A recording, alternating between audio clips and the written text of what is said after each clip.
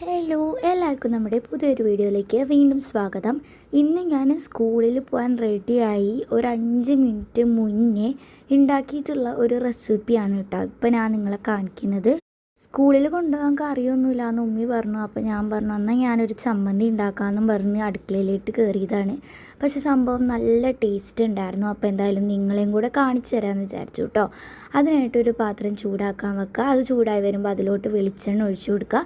വെളിച്ചെണ്ണ ചൂടായി കഴിയുമ്പോൾ ഒരു സവാള ഇതേപോലെ അരിഞ്ഞതും കറിവേപ്പിലയും ഉണക്കമുളകും ചേർത്ത് കൊടുക്കുക. കുറച്ച് നേരം കഴിയുമ്പോൾ പുളിയും കൂടെ ചേർത്തിട്ട് നല്ലപോലെ വഴറ്റിയെടുക്കണം.